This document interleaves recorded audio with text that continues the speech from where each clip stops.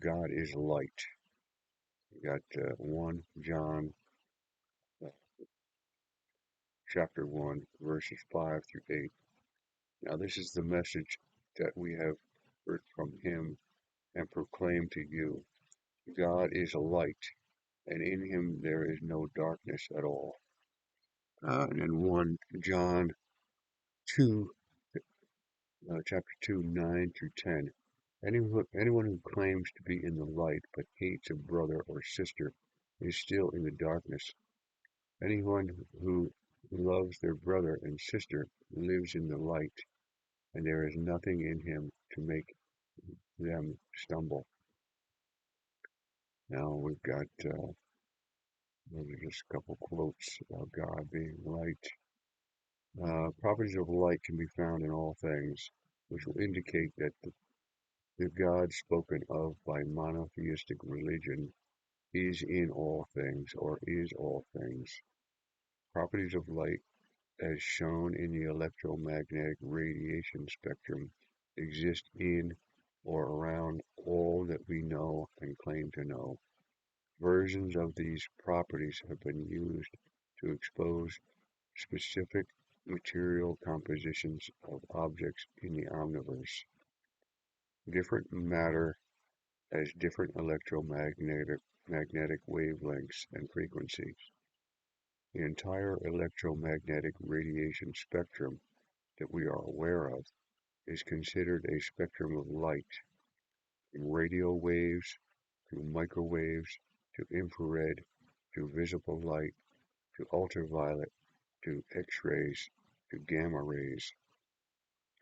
We have been able to harness many of these different light waves and frequencies for space exploring telescopes, satellite transmissions, GPS systems, weather forecasting, television and radio broadcasting, mobile phone communications, etc. Everything we see is an intimate interaction with our world through the constant interplay of light from the source reflecting off of objects to the observer's mechanisms of eyesight. Our eyes perceive particle motion of light reflected off the objects we witness. All our senses can be perceived as perceivers of intimacy with the omniverse or God if we are or remain conscious of this intimacy. This particle or spiritual intimacy is always present whether we are conscious of it or not. If we stand next to a large tree and look about on the ground around the root system, we will see that there is no displacement, no hole in the ground to represent the volume of the standing tree. If the tree were made of elements from the ground, a large redwood tree would leave a small canyon at or near its base from drawing up all the nutrients and all the minerals from the earth. Uh, the reverse is often seen as true. Roots lifting the ground and adding volume, not taking volume. Um, Apparently, the trees and plant life on the surface of the earth are primarily composed of air, water, and sunlight or light. If we burn the wood from a tree, we can see a similar process reversed in the release of stored solar energy as light and heat from fire. The released light travels and can be seen for great distances in all unobstructed directions. This stored solar energy, being released as fire, light, heat, or body fuel, can keep us alive in temperatures that we would otherwise perish when the sun is not able to warm us. uh, we eat plant matter and animals that eat plant material, or we eat plant material and animals that eat plant material. So we are all also composed of the same air, water, and sunshine or light. Almost all things commonly known as living including living things that have died, as in fossil fuels and wood, are a type of solar battery. Animal life found beneath the surface of the Earth that appear to be detached from a dependency on the sun use alternate sources of heat or accelerated particle motion within a temperature range from beneath the Earth or are fed from solar-produced products dropping from the surface. Every so-called living thing appears to be created out of thin air, in a similar manner to the way God is said to create our universe in the book of Genesis by speaking it into existence instantaneously. The Big Bang theory suggests support for our universe being created out of what would appear to be nothing, uh, a singularity.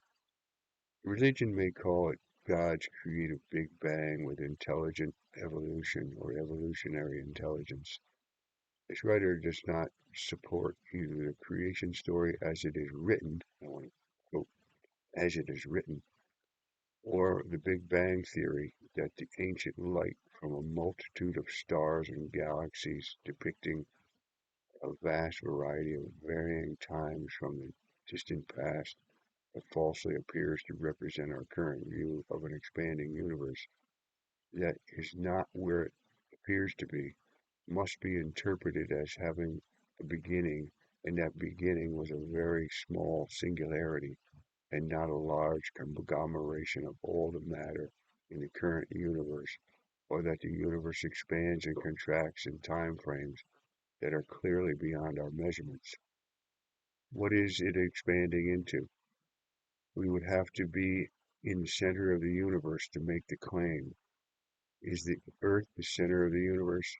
Infinite space is beyond our observations and comprehension. Because of the immense time lapse of ancient light, we can't know what is out in all our visible portion of the universe.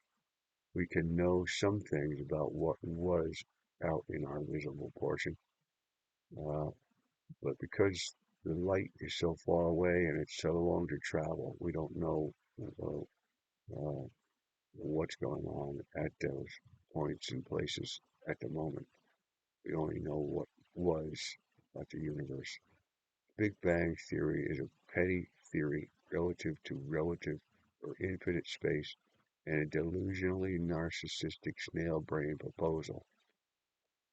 The Big Bang theory is evidence that some of the scientific community are theorizing into the same questionable arenas that scientists and atheists criticize the religious for, or that they are trying to make a religion out of science by promoting an alternate beginning story, or they are trying to justify their religious beliefs and foundations, or they are smoking some really good shit, or a combination of all above with a few other questionable theoretical thoughts thrown in to the mix. The speed of light is said to be a property of all matter, according to E equals mc squared, although the use of the speed of light squared as a constant appears to be scientific mysticism. That was in quotations. E equals mc squared theory, possibly a universal speed limit, or the speed of light is said to be a property of all matter, according to the energy equals mass times speed of light squared theory, and a possible speed limit. Light may be the fastest motion detectable in the omniverse by humans in the 21st century. Greater speeds may exist beyond our limited detections and current comprehension. So there's a scientific inclusion of light in all property of all matter. Um, again, uh, we see light in the growth of trees and uh, absorption of light in its composition. The general colors of the visible light spectrum, purple, blue, green, yellow, orange, and red, depending on which get reflected and which get absorbed, give color to matter and exhibits another property of light and matter. Vitamin D3 production in the skin generated by ultraviolet light rays from sunlight, and the diversity of chemical content in the full color spectrum of fruits and vegetables hints at nutritional, chemical, and/or light balance inherent in living natural food. Now, there's just some more scientific support for God is light. A variety of different things that exist in the omniverse, in nature, in in God, um, universe. Um, so that's one of the. I think I'm going to move on. I'm going to include God as a consuming fire into the same video. I just realized I could do that because there's a lot of similarities between fire and light. Um, Exodus, this is God is a consuming fire chapter in the books. Exodus 3, chapter 3, verse 1 through 3. Meanwhile, Moses was tending the flock, and this is from a particular version. I forget whether it's the New American Bible or the New International version. It's one of the two, because those are the two that I normally use. One is the most common used by Catholics, and the other one is the most commonly used by Protestants. So we're just going to cover the general basis of the versions, the translations that are used mostly by the two prominent Christian denominations. Um, of course, this is from the Old Testament, so this would include a version that is to be used by the Jewish uh, version of the Old Testament. Exodus 3 1 through 3. Meanwhile, Moses was tending the flock of his father in law Jethro, the priest of Midian. Leading the flock across the desert, he came to Horeb, the mountain of God. There, an angel of the Lord appeared to him in fire flaming out of a bush. As he looked on, he was surprised to see that the bush, though on fire, was not consumed. So Moses decided, I must go over and look at this remarkable sight and see why the bush is not burned. The Lord preceded them in the daytime by means of a column of cloud. Or this is Exodus 13, verse 21 through 22. The Lord preceded them in the daytime by means of a column of cloud to show them the way, and at night by means of a column of fire to give them light. Thus they could travel both day and night. Neither the column of cloud by day nor the column of fire by night ever left its place in front of the people. Exodus 19:18. Mount Sinai was all wrapped in smoke, for the Lord came down upon it in fire. The smoke rose from it as though from a furnace, and the whole mountain trembled violently. And in Deuteronomy 4:24, for the Lord your God is a consuming fire, a jealous God. Zechariah 2, chapter 2, 7 through 9. Um, then the angel who spoke with me advanced, and another angel came out to meet me and said to him, Run, tell this to that young man. People will live in Jerusalem as though in open country, because of the multitude of men and beasts in their midst. But I will be for her an encircling wall of fire, says the Lord, and I will be the glory in their midst. Hebrews 12:29. For our God is a consuming fire. Uh, Fire and many forms of light are similar. Many of the comments from the God is Light chapter may apply in this chapter, and many of these fire concepts will apply there. Heaven is supposed to be full of light, and hell to be full of fire, which appears to only be a separation by degrees of temperature. Uh, Heaven's light may be warm or moderate, and hell's light is said to be hot and unbearable for its inhabitants. The human body, when its conscious awareness or soul is separated from it, does not appear to be in pain during cremation, and apparently neither does God appearing to Moses in a burning bush and leading the Israelites through the desert in a fire by night and a cloud by day. An intimate relationship with fire has been a primary contributor towards human survival and developing civilizations. Through cooking, heating, combustion engines, lighting and lamps, gunpowder and other explosives, fire-breathing electric power plants, kilns, smelting of ore, etc. If God is omnipresent or everywhere, then God must be in the sun and other stars, and the volcanic eruptions coming from and within the earth, and any other form of or source of heat, light, or fire, including hell. All fires, fire-like chemical reactions, and nuclear reactions are part of the omniverse. If God is omnipotent, then all the power in and released from these heat sources must be God's. The earth may have been, according to some theories, a ball of fire in its infancy that is taking many years to cool, and or may have been part of an exploding star like our sun.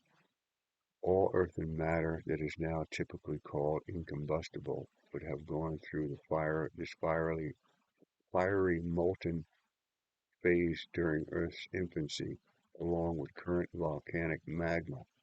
If this theory were correct, the sun's fiery nuclear fusions are intimately involved with creation or life on the surface of the Earth. The fire-like particle vibrations of the nuclear energy dance that is taking place on the sun's surface is emanating out to the planet Earth and generating and maintaining a continual energy dance within specific particle motions, temperature ranges, or light wave frequencies here among the living. Uh, so without the light and fire, or the fire-like uh, nuclear explosions in the sun, uh, life on Earth wouldn't exist. What we normally call living things on Earth's surface and most of the seas would not be alive without the particle motion or light wave frequencies of the solar energy released from that fiery source. Almost all common living bodies on the face of the Earth and much of the upper regions of water bodies are storage cells of solar energy. Some deep sea and deep earth organisms may use the warmth of fire like underground water, underwater or underground volcanic discharges and or chemical reactions. We would say that we are air, water, and converted nuclear energy emanating from the fire-like reactions of our sun. Any evolutionary theory of the first life on Earth may have had its life jump-started and maintained by the vibrations of this fire-like solar energy or the fire-like molten lava and steam vents beneath the Earth's surface or lightning. This may have appeared, I guess lightning would exist without the warmth of the fire-like uh, energy of the sun, which would be lifting water up, cause clouds to the friction of clouds. This may have appeared like Frankenstein's monster on the table receiving voltage from lightning. Life forms as we currently know them exist and are maintained within certain temperature ranges or electromagnetic radiation frequencies. Our Earth appears to be within this temperature range for the life forms that we are familiar with. Plants too close to the sun's fire-like nuclear emanations and too far away are either too hot or too cold for our known life forms. The particle motion is too fast or too slow. The sun is responsible for increased particle motion and rising of life-giving water through evaporation into the air, where it can be distributed around to living things dwelling on land and in fresh water bodies. Most of the land above water on Earth would be desert if this evaporation and condensation as rain or dew did not happen, and all the water would settle into ponds, lakes, or oceans. Places like the Grand Canyon would not exist.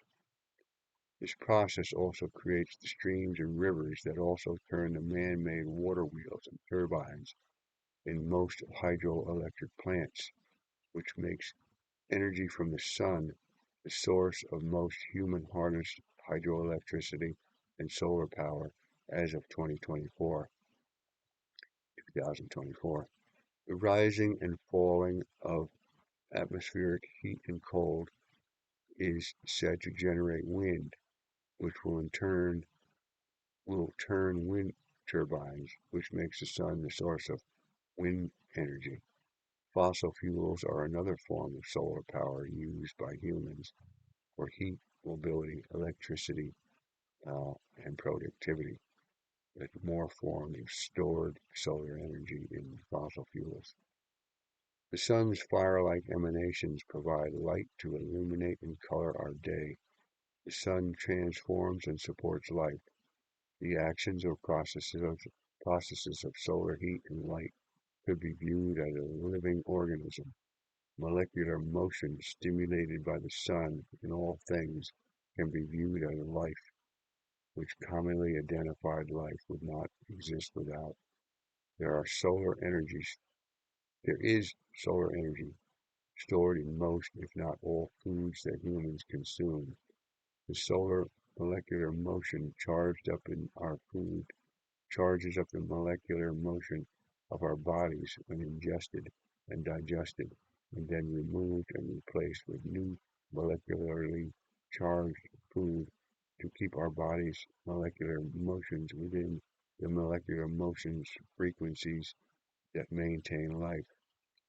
Worship of the sun as a creator and or destroyer god or a god was probably founded on insights like these and appears to be a reasonable assumption given the age that these beliefs were held.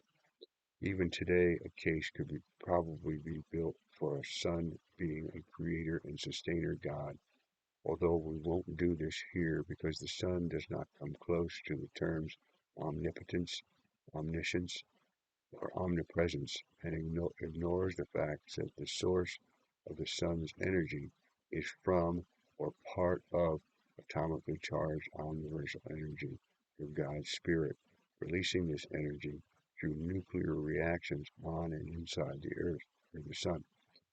The Sun's practical, effective reach is not infinite. Any godlike, creative, and or life-giving qualities that can be given to the sun belong to the source, sustainer, and substance of the sun in all things, this atomically charged on the infinite universe or God. All right, so there's some little connections, biblical or scientific connections with the biblical statements. Just little amusing little tidbits. All right, so later.